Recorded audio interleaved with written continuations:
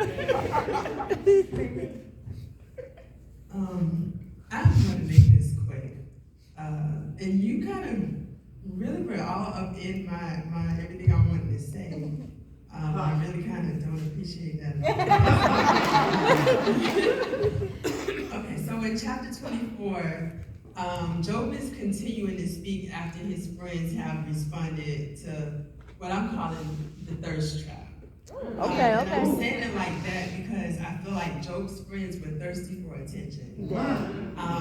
They had all of this stuff to say, they were in error, nothing that they said was helpful, but they had so much that they wanted to get off their chest. And I feel like they were doing the opposite of what Paul tells us in Ephesians 4, where he's where he tells us, where he tells Ephesus, don't let corrupt speech come out of your mouth. You know, you speak only that which is useful and beneficial to the people that you're listening to. And corrupt there in the Greek, it just means it's useless and it's unfit. So right here in this conversation, they were speaking stuff that just, it was useless, it wasn't beneficial to the conversation that they were having with him.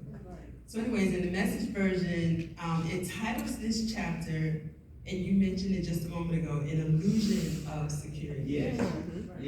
And Job starts out by saying, like, why does the wicked get away with murder? Why do they keep having a chance to do all of this wrong and God just looks the other way and he's ignoring it? And I'm kind of just going to sum it up because we are pressed for time. But in verses 1 to 21, Job goes on and he's raging about the wicked. He's not saying, and the thing is, what he's saying is not necessarily that it's wrong, but now Job, in my opinion, is starting to sound like his friends. And it's like you said just a moment ago, corrupt, bad company corrupts good character. So he's starting to sound like the people that he's hanging around. He's starting to sound more like them than the Job that we saw who had the relationship who said, naked I came and naked I'm going back. Yes.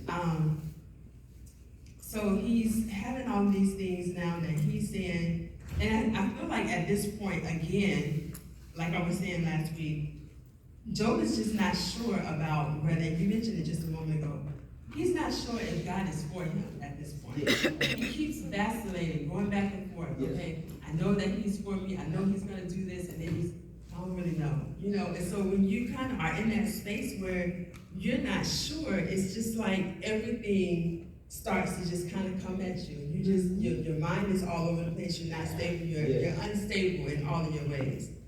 But also, I feel like Job is kind of showing a little bit, for me, of envy rising there as well. It's like, why is it that the wicked gets to get away